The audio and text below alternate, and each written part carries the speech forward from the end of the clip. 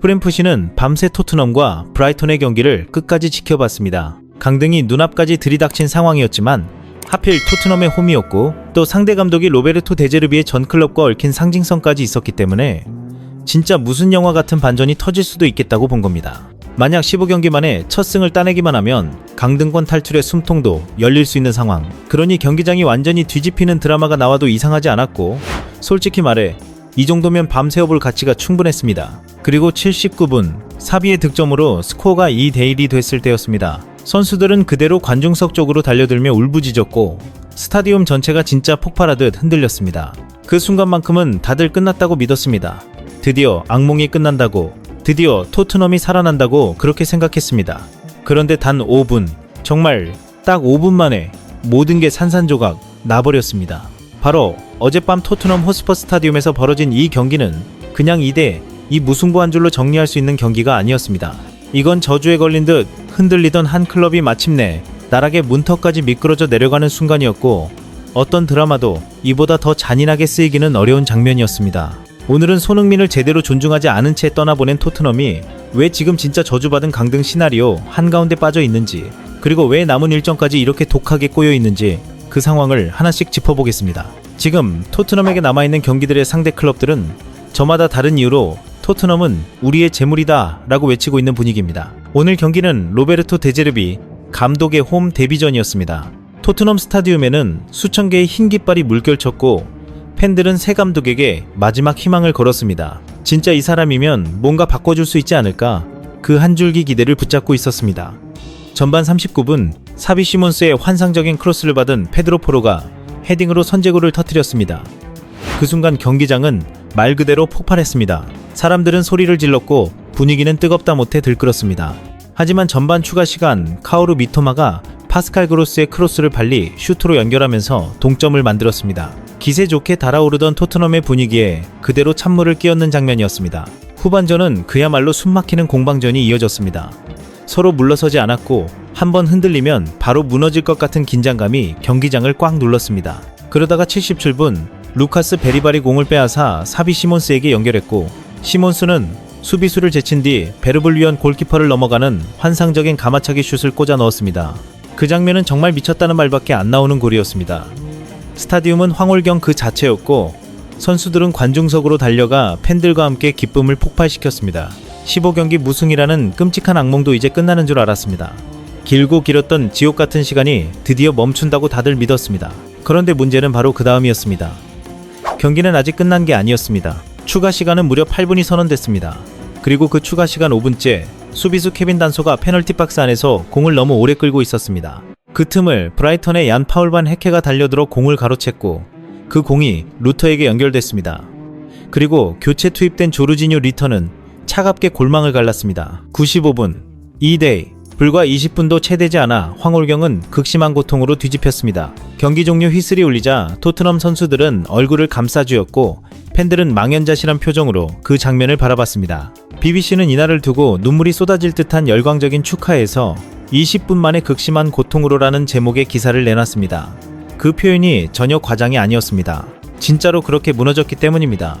이 무승부로 토트넘의 리그 무승 행진은 15경기로 늘어났습니다.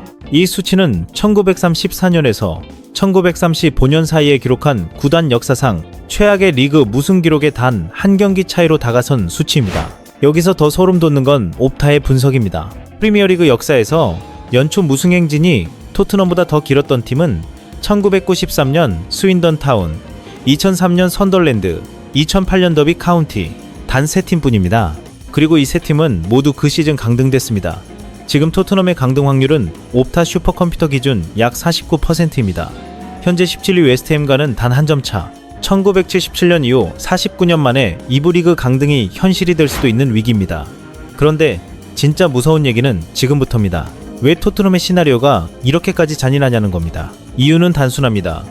남은 5경기의 상대 중 단 한 팀도 토트넘을 살려줄 생각이 없기 때문입니다. 오히려 반대입니다. 팀마다 토트넘을 반드시 잡아야 하는 이유가 너무도 분명합니다. 첫 번째 상대는 울버햄튼입니다. 4월 25일 토트넘은 울버햄튼 원정을 떠납니다. 그런데 이 울버햄튼은 사실상 강등이 100% 확정된 팀입니다. 옵타 슈퍼컴퓨터는 울버햄튼의 강등 확률을 100%로 분류했습니다.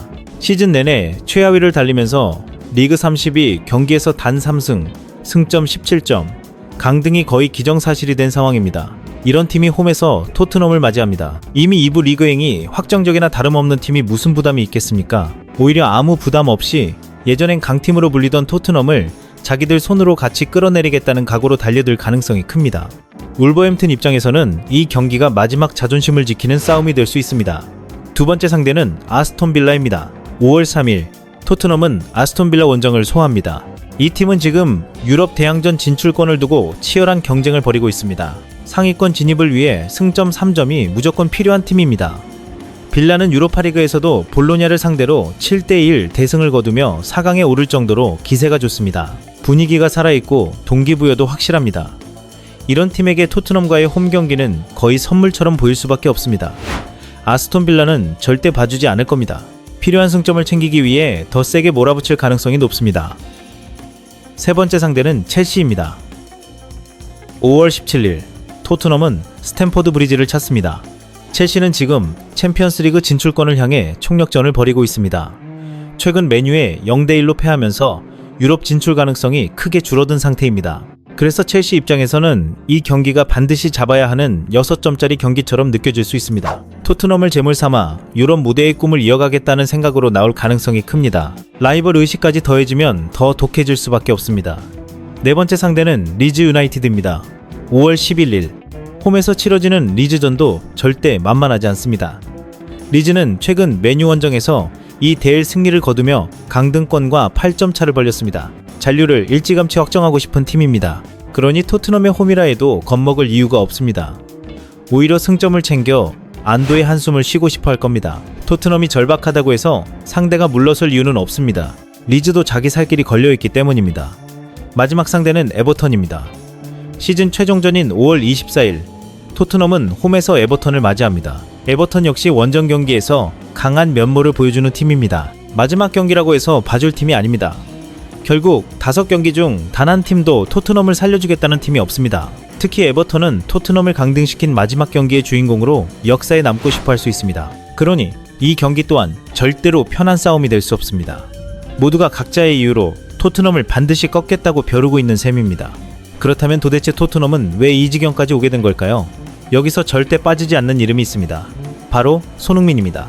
지난 여름 토트넘은 10년 동안 클럽의 상징이었던 손흥민을 사실상 무리하게 내보냈습니다. 손흥민은 유로파리그 우승의 주역이었고 클럽 역사상 최고의 외국인 선수 가운데 한 명입니다. 그런데도 토트넘은 손흥민에게 충분한 예우조차 하지 않은 채 LAFC로 보내버렸습니다.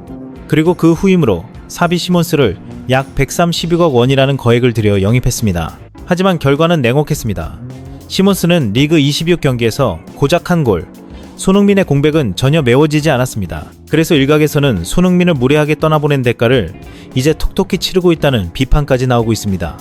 그냥 감정적인 소리가 아니라 실제로 팀의 결과가 그렇게 흘러가고 있기 때문에 더 뼈아프게 들립니다. 특히 손흥민이 떠난 뒤 토트넘에는 엄청난 사건들이 줄줄이 터졌습니다. 이건 그냥 운이 없었다고 넘기기엔 너무 한꺼번에 몰아친 일들이었습니다. 25년 동안 클럽을 이끌어온 다니엘 레비 회장의 사임, 시즌 시작 전 제임스 메디슨과 데안 쿨루셉스키의 무릎 부상으로 인한 시즌 아웃, 여기에 주장 크리스티안 로메로까지 선덜랜드전 부상으로 시즌 아웃이 유력한 상황입니다. 리그 20팀 가운데 부상자가 가장 많은 팀, 말 그대로 스쿼드가 너덜너덜해졌습니다. 거기에 시즌 도중 감독이 무려 3번이나 바뀌었습니다. 이쯤 되면 팀이 흔들린 수준이 아니라 아예 뿌리째 흔들리고 있다고 봐야 합니다. 데제르비 감독은 선수들에게 이렇게 말했습니다. 강해지라고, 다시 나를 따르라고, 우리는 5연승을 할 수 있는 능력이 있다고. 듣기만 하면 뭔가 불씨가 살아나는 말처럼 들립니다. 팬들도 그런 말을 붙잡고 싶을 겁니다. 하지만 냉정한 현실은 전혀 다릅니다. 슈퍼컴퓨터는 이미 토트넘에게 등을 돌렸습니다.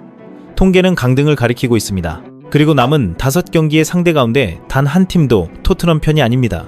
다들 자기 밥줄이 걸려 있어서 한치도 물러설 이유가 없습니다. 더 충격적인 수치도 있습니다. 2026년 잉글랜드 4대 리그에서 토트넘보다 승점이 낮은 팀은 챔피언십